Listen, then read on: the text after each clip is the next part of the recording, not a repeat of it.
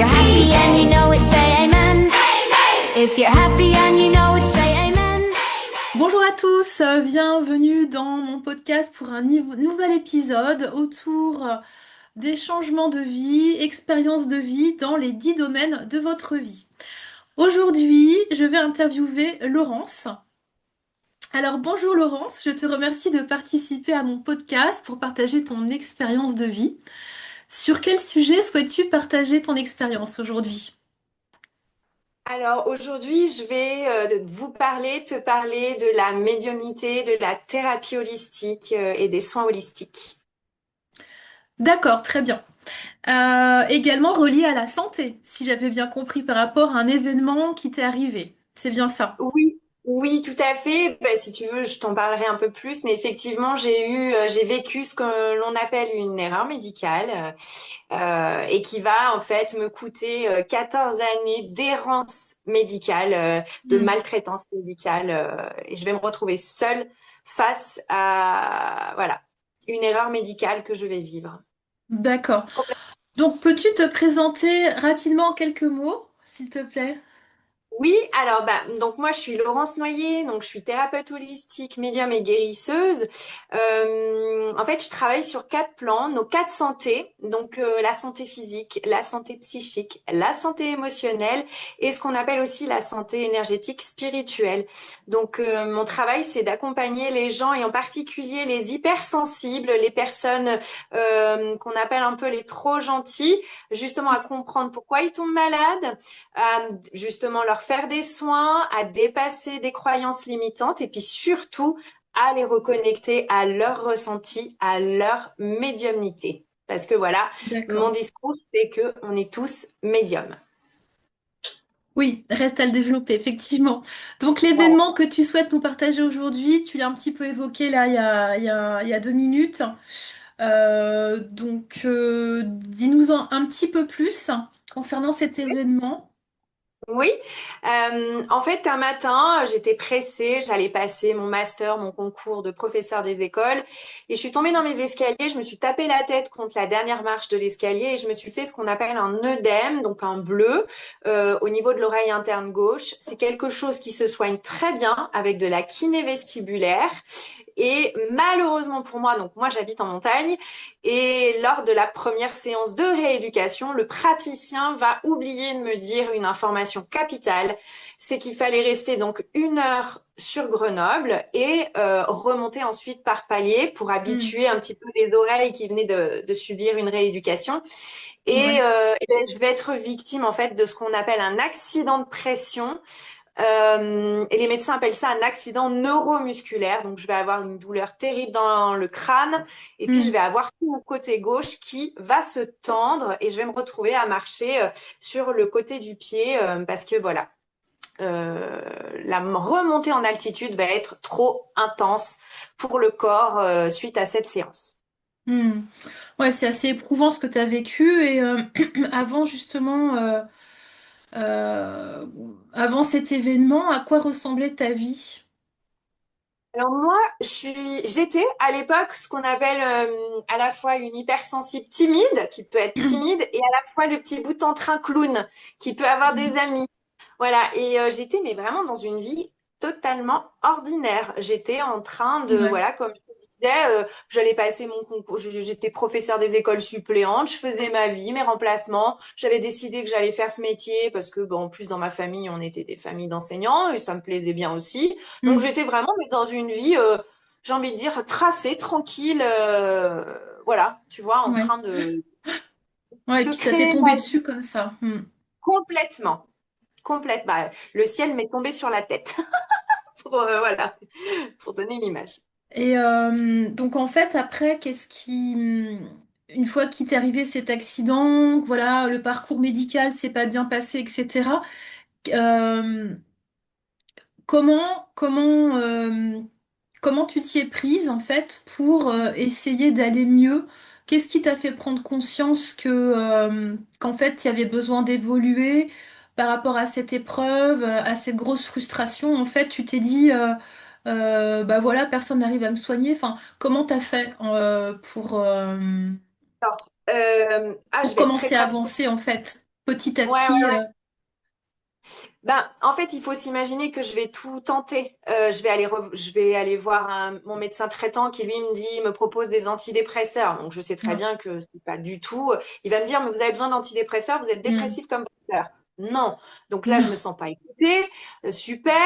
Je vais aller voir un rhumatologue qui, lui, va me donner des cachets pendant 7 ans de la kiné. Et qu'est-ce qui va se passer? Donc, pendant 7 ans, je vais remettre mon pouvoir au corps médical. On a l'habitude de tomber malade, donc on a l'habitude d'aller les voir et voilà, de Mhm. suivre leurs conseils. Sauf que pendant 7 ans, rien ne bouge. C'est-à-dire que même ma propre kiné, au bout de 7 ans, va me dire, on s'arrête là. C'est de l'acharnement thérapeutique, rien ne fonctionne. Donc moi, Ouais, ce qu'il faut que tu imagines, Taline, c'est qu'à l'époque, vraiment, je me sens abandonnée, mais ah encore oui. de nouveau, en fait, je vis que des situations abandonniques parce que le médecin ne va Mm. pas se responsabiliser de m'avoir fait ça. Euh, et puis, je vais voir un ORL aussi qui, lui, va me dire que j'ai potentiellement une tumeur, qu'il faut faire un IRM, à me parler des traitements possibles. Donc, c'est questionnant quand même sur l'accompagnement des professionnels de santé qui peuvent Des être mauvais encore diagnostics finalement, en fait, hein, c'est ça? tout à Mauvais fait, tout à diagnostic? fait. Ouais. Mm. Des diagnostics lancés à la volée, sans conscience. Là, on est face à des professionnels qui n'écoutent plus ce qu'on leur dit, qui sont sans conscience. Et Mm. donc, pour répondre à ta question, il y a un moment, je me dis, mais je suis seule, j'ai pas de soutien. À l'époque, j'étais avec un conjoint toxique. Pareil, En une plus, famille qui est complètement absente, qui ne m'aide pas. Bah, en fait, il y a un moment, je me suis dit, bah, je suis toute seule. Je suis ouais. partie je suis vraiment toute seule. Et après, je dis, non, Mm. je suis pas toute seule. Il y a moi. Et moi, je ne suis pas personne. Et je vais me dire, bah, moi, tant que je suis en vie, tant que je respire, je vais me battre. Je vais me battre pour chercher une solution face à ce problème qui m'a été imposé, créé. Et comme je suis en plus une ancienne gameuse, j'adore les jeux vidéo. Pour Mm. moi, il y a un moment, j'ai dit, j'ai eu des envies de suicide, mais je me suis dit, non, non, non, non, non. Là, la partie n'est pas terminée. On va pas faire un game over, on va la jouer. Et T'as donc, je me suis... surmonté, t'as surmonté. Donc en fait, les émotions que tu vivais à cette époque, c'était un mélange d'émotions en fait. En plusieurs Ouais. mots, c'était quoi? Tes émotions, la peur, peut-être la colère mélangée à de la. Bah, oui, c'est ça, c'est exactement ça. Il y avait de la stupéfaction. En fait, je vais le découvrir après, hein, mais je vais être pendant des années dans un symptôme post-traumatique. En fait, je vais être Hmm. vraiment abasourdie parce que je sens que physiquement, à l'intérieur de mon corps, je sens qu'il y a eu un problème et que je vis avec ce problème. Moi, je le vois, je suis dans mon corps, donc voilà. Mais j'ai pas de soutien médical. Et au niveau émotionnel, grand sentiment de solitude, d'impuissance, c'est-à-dire frustration il n'y a pas de Hmm. solution, désespoir, sentiment d'être perdu, vraiment, vraiment, ouais, une sensation de suis-je folle aussi. J'ai atteint le suis-je folle. Le suis-je folle est passé. Ouais, t'es passé en fait par tous les stades d'émotion Oui. et ensuite, en fait, du coup, quand tu t'es, par rapport avant que tu changes totalement, parce qu'aujourd'hui, on peut voir que tu es totalement transformé et que tu as fait Oui. preuve de résilience, et comment s'est passé de tout début de ton changement, en fait? Euh, Comment ça s'est passé? Comment t'en es sorti? Parce que tu dis, voilà, tu as compté sur toi, donc en fait, t'as trouvé les solutions au fond de toi, t'as développé tes propres solutions finalement. Donc comment Mhm. ça s'est passé et quelles Ouais. ont été ensuite les plus grandes difficultés sur ton chemin? Parce que ça peut être inspirant justement pour d'autres personnes peut-être qui ont vécu ou la même chose que toi ou qui sont en train de la vivre. Oui. Comment? Euh, Ouais. Alors, bah, il y a un moment, moi je suis quand même quelqu'un de très ancré et à la fois aussi du spirituel. Je suis dans les deux mouvements de la vie, la terre et le ciel, comme on peut dire. J'ai toujours eu cette phrase en moi de à chaque problème sa solution. C'est quelque chose que j'avais voilà l'habitude de répéter. Hmm. Et pendant mes années d'errance, effectivement, en allant un peu dans le milieu spirituel, je complète ce code avec Elle est en toi. C'est un code qui existe vraiment dans le milieu spirituel. On te répète, on te dit à chaque problème sa solution, elle est en toi. Et qu'est-ce que ça veut dire? Ça veut dire qu'on a tous des capacités d'auto-guérison. Et c'est Hmm. vrai que quand je vais découvrir ça, je vais pas me dire bah, je vais prier et puis attendre que ça se passe. Je vais pas avoir Mhm. cet élan-là d'attendre un miracle parce que je sens bien, voilà, que physiquement, voilà, je me suis envoyé des belles pensées, de l'amour, des bonnes ondes, comme on peut dire, mais j'ai Oui. senti que ça n'allait pas être suffisant. Et, Mm. et en fait, ce code-là va faire que je vais de plus en plus me reconnecter quand même à ce que je ressens à l'intérieur, à ma spiritualité, à ma voix intérieure que j'écoutais quand j'étais enfant. Et je vais, par synchronicité, rencontrer donc ma formatrice en élixirs floraux, avec qui donc je vais faire ma formation, je vais me faire moi-même mes propres élixirs et je vais voir qu'avec les élixirs floraux, je reprends, si tu veux, du dynamisme, de la consistance. Mhm. Je reprends vie là où justement la vie m'avait bloquée. Donc, je me fais en fait mes premiers soins énergétiques en autodidacte et je vais de plus en plus suivre. Alors, je vais le dire aussi, j'ai demandé clairement de l'aide. Dans une situation comme la mienne, il y a un moment quand tu touches le fond, tu en viens à demander de l'aide. Alors, tu peux l'appeler Dieu, l'univers, Allah, peu importe comment tu peux appeler ta source de création, le grand tout. J'ai demandé de l'aide. Et l'aide m'a été Oui. envoyée par les rencontres, par Mhm. les synchronicités, en suivant mes intuitions et des soins énergétiques. J'ai été attirée par le décodage biologique. Alors, je vais décoder ma maladie. Je vais découvrir que je vis sous pression, qu'on m'a programmé depuis que je suis enfant. Il faut travailler dur pour réussir et que, en fait, Mhm. j'avais une charge physique, psychique, émotionnelle, mais intense. Et qu'en plus, bah, je vis sous pression parce que je suis entourée de personnalités toxiques, Mhm. narcissiques. Voilà. Oui, donc Tu en vois, fait, pour t'en sortir petit à petit, effectivement, oui, tu as pu être aidé aussi. Tu t'es pas reposé que sur toi, effectivement, tu as pu suivre, voilà, avoir des aides, des personnes, des formations, mais ça, c'est vrai que c'est formidable de pouvoir comme ça avoir la volonté de s'en sortir par plusieurs sources, plusieurs canaux. Est-ce qu'il y a un moment où tu as voulu tout abandonner? Et si oui, qu'est-ce qui t'a fait continuer? j'ai plusieurs fois abandonné. Il y a des Mm. fois où j'étais épuisée, j'étais fatiguée, j'avais des douleurs. Et Ouais. le plus dur, c'est de rester dans la foi quand ton corps manifeste des douleurs et ta douleur physique, elle crée des douleurs psychiques, elle crée une douleur émotionnelle. Donc, Mm. j'ai touché, on va dire, le fond, mais pas au point de ne. J'ai quand même continué de travailler, j'ai continué de porter des gens hein, de mon Ah, entourage bravo, familial.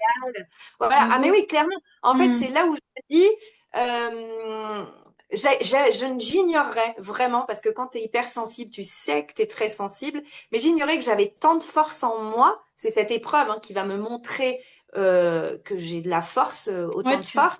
as voulu t'en Vraiment. sortir, bien sûr, ouais. Mhm. Voilà, et en fait, qu'est-ce qui fait qu'à chaque fois je vais me dire non, je laisse pas tomber, je m'entendais tout le temps penser non, tant que je respire, il y a de l'espoir, je continue de chercher. Et puis toujours cette histoire de jeu vidéo, moi j'adore les jeux vidéo, et dans un jeu vidéo, j'étais toujours déterminée à Une trouver gagnante, la... une Ouais, gagnante, oui, de la oui, compétition, en fait, la complètement. niaque, l'envie de réussir, et puis, De et, rien lâcher, persévérante. de- Tu vois, ouais. je lâche rien. Tant que je suis vivante, j'y vais, Une je battante, ouais.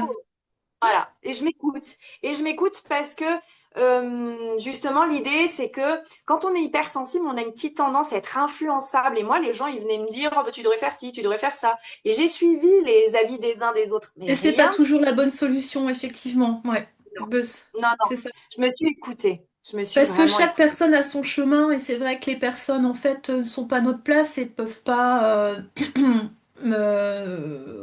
même si on écoute en fait tout n'est pas forcément adapté à soi. Effectivement, donc toi c'est bien, tu t'es écouté et t'as avancé. Et quelle a été ta plus grande prise de conscience alors pendant ce parcours? Alors attends, je voudrais quand même juste spécifier quelque chose de très Bien drôle. sûr, Je oui. me suis écoutée parce que quand j'ai fait ma formation de fleur de bac, la fleur d'hypersensibilité et de l'influençabilité, c'est la fleur de noyer. Et je m'appelle Mm. Laurence Noyer. Il n'y a Oh, pas de hasard. formidable! Il n'y a pas de hasard.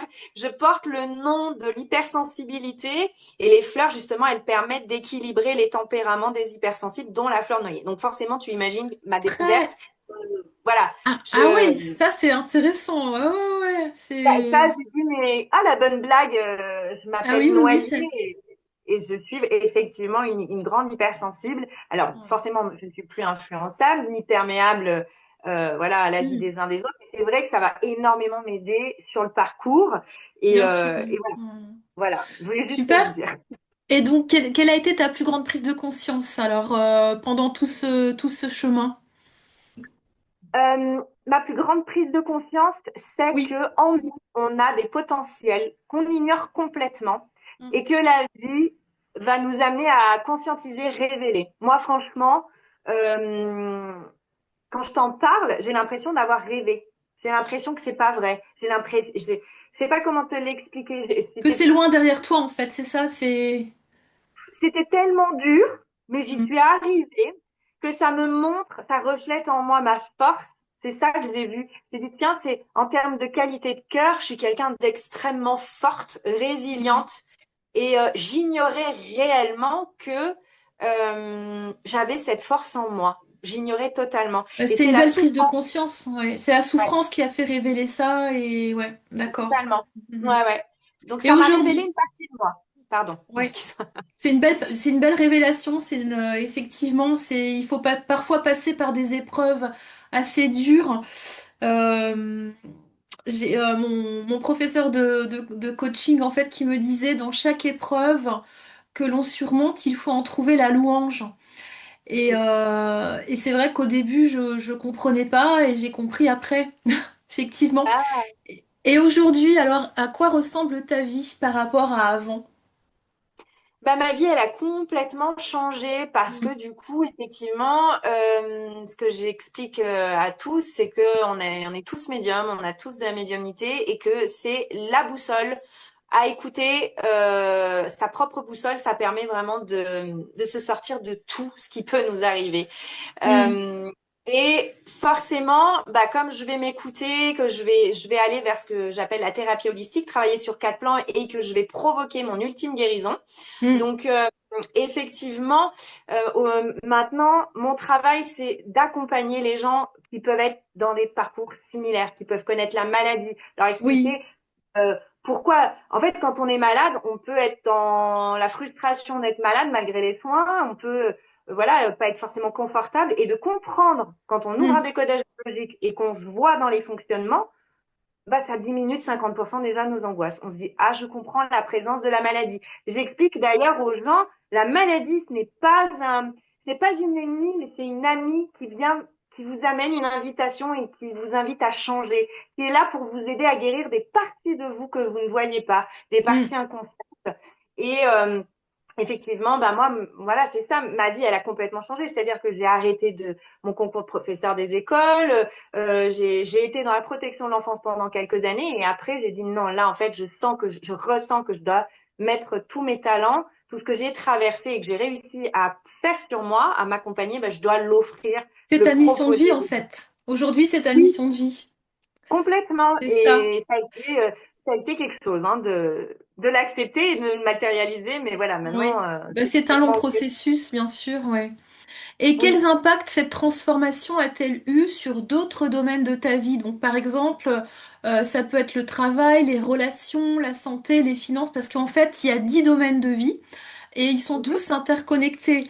Donc, c'est ce que je transmets à chaque fois dans mes séances de coaching. Tout est relié et tout a un impact sur les autres domaines de vie. Donc, pour toi, te concernant, quels ont Moi, alors, été... oui, qu'est-ce Ouais, que ça a pu changer dans certains domaines? Très clairement, je vais te parler de mes relations. Il y a d'accord. eu un changement phénoménal de mes relations. Hmm. Bon, tu auras compris un petit peu avec mon témoignage, mais je viens en fait d'une famille toxique, donc j'ai été attirée par des conjoints toxiques. J'ai Hmm. été élevée par ce qu'on appelle des pervers narcissiques et Ouais. j'avais l'habitude de subir des colères au quotidien. Et grâce à cet accident, grâce à la thérapie holistique et tout le travail que j'ai fait sur moi, en fait, moi, Hmm. ma vie aujourd'hui, elle est juste géniale. Je vis dans la paix des relations saines. J'ai des relations extrêmement porteuses, dynamisantes, inspirantes. Oui, je suis en contact avec des personnes qui veulent vraiment mon bien et avec qui on est dans le respect. Et ça, clairement, euh, ouais, au niveau des relations, je Et, dirais que ça, je et suis c'est passée vrai que du tout au tout. Je suis c'est passée les d'un film énergies. d'horreur C'est super. En voilà. fait, on attire les énergies en général. Enfin, c'est ça. Hein, on attire vraiment en fonction dans quel état on est. Et c'est vrai que ça évolue à chaque étape de notre vie, en fait, parce qu'on change, il y a des cycles. Et effectivement, c'est vrai que l'impact sur les relations se voit souvent. Et on voit d'ailleurs beaucoup de personnes quand elles changent de métier ou quand elles évoluent dans leur métier, par exemple, enfin, juste pour prendre cet exemple, un exemple professionnel, ben, en fait, elles ne restent pas souvent avec les mêmes relations, les mêmes amis, parce que chaque personne évolue différemment. Et souvent, c'est vrai que ça se manifeste à ce niveau-là. Après, il y a aussi des répercussions, il y a eu des répercussions au niveau de ta santé, bien sûr, parce que voilà, tu t'es voilà, t'as surmonté cette épreuve autour de la santé. Et puis Donc j'ai changé psychiquement. Ça, il faut vraiment que je le dise. J'ai hmm, changé psychiquement, c'est-à-dire que je ne vis plus du aussi, tout comme je pouvais vivre avant. ouais, Je suis dans une vie saine, équilibrée, à l'écoute de mes oui, besoins, de mes limites. C'est des mots que j'ignorais puisqu'ils m'ont été interdits dès l'enfance d'être connectée à moi, à mes besoins, mes limites. Et c'est vrai que même physiquement, j'ai changé. J'ai vu des oui. changements, mais multidimensionnels, physiques, au niveau de comment je peux vivre, au niveau de ma qualité de vie, au niveau aussi de euh, De ton euh, équilibre, de ton harmonie, tout ça, ouais. non, Donc vraiment, c'est ouais. très intéressant parce que du coup, ça montre bien, une fois encore, qu'il y a bien de réels impacts liés dans tous nos domaines de vie, dans nos 10 principaux domaines de vie, quand il y a une transformation, un changement, effectivement. Et donc, du coup, qu'est-ce que tu as appris sur toi-même à travers cette expérience en deux, trois mots? Euh, que la petite fille que j'étais avait oublié de s'écouter Hein. et que elle a passé son temps à être au service des uns des autres et que Hmm. clairement il était temps que la maladie arrive pour me reconnecter à ce qui était réellement bon pour moi. Donc Hmm. Voilà. merci la Ouais. maladie, merci ouais merci la vie, merci Ouais. la vie tout simplement. Et puis oui, c'est ça que je te dirais, ouais, c'est ce que ça m'a amené, mais j'ai une confiance en moi aujourd'hui. Que Je tu sais, je n'avais ressens. pas avant. Ouais, que tu Non, non, n'avais pas avant. et non, non, non. Donc j'ai une confiance en moi béton. Ouais, Et c'est aujourd'hui, ça. alors si quelqu'un vit actuellement ce que tu as traversé, quel message aimerais-tu lui transmettre? Donc là, c'est un message aux auditeurs. Oui. Bah moi, j'aimerais dire aux auditeurs qui nous regardent, qui nous écoutent, que tout est réellement possible selon ce que vous vivez. Mhm. Euh, il y a vraiment à chaque problème sa solution et elle est en vous.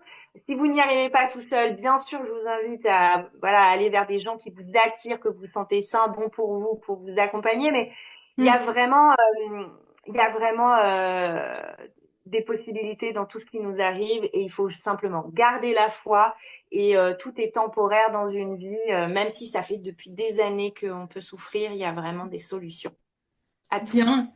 Et si tu pouvais alors donner un seul conseil à ton ancien toi, lequel serait-ce?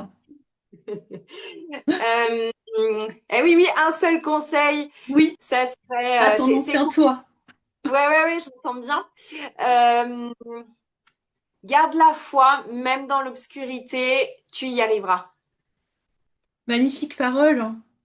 Ouais, Et pour ouais. terminer, une dernière question pour toi, Laurence. Aurais-tu aimé être aidée et accompagnée par quelqu'un pour mieux surmonter cette épreuve à ce moment-là? Alors 100 fois oui.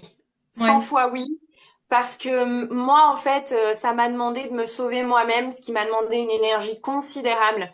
Mm. Euh, et c'est vrai que si, je vais le dire, la vie de Laurence Noyer, je la souhaite à personne, vraiment, parce qu'elle était vraiment dure. Et Oui, je bah oui. savais, Mm. voilà, j'avais ressenti que ma vie, elle allait être dure, mais ouais, je souhaiterais être accompagnée pour traverser tout ça, bah ouais, pour avoir les clés, pour être sécurisée, pour continuer à avoir l'espoir quand il s'éteint, et Ouais. rallumer le feu de cet espoir qui peut parfois s'éteindre. Et oui, vraiment, j'ose imaginer qu'un jour, on aura peut-être des cliniques holistiques. On ira bien sûr se faire soigner dans des cliniques où il y a de la médecine allopathique, hein, mais il y aura peut-être des cliniques holistiques aussi C'est qui vrai que proposeront. c'est ce qui manque. On est Voilà. souvent obligé d'aller en Suisse ou ailleurs parce qu'en France, c'est vrai que c'est encore très cloisonné. Oui. Mais c'est vrai que tu as tout à fait raison. Ça serait un magnifique projet, une avancée dans la médecine. Mhm. Euh, eh bien, Laurence, merci beaucoup pour ton beau témoignage inspirant, une belle preuve de résilience. Et on voit aujourd'hui que tu es une femme épanouie. Et franchement, ouais, j'admire ce genre de parcours. Alors, vous, chers auditeurs qui nous écoutez, eh bien, si vous aussi vous passez par des épreuves, vous avez besoin d'être accompagné, soutenu, quel que soit le domaine, qu'il soit personnel, professionnel, familial, que vous vous sentez un peu perdu ou que vous souhaitez atteindre un objectif ou avoir une vision beaucoup plus claire pour avancer dans votre vie, eh bien, je suis Taline Leliachak-Kerian, coach de vie. Et n'hésitez pas à me contacter, je vous offrirai un rendez-vous découverte. Et puis n'hésitez pas aussi à contacter Laurence dans son domaine d'expertise. Je vous dis à bientôt pour de prochains épisodes autour des expériences de vie et je vous souhaite plein de belles choses.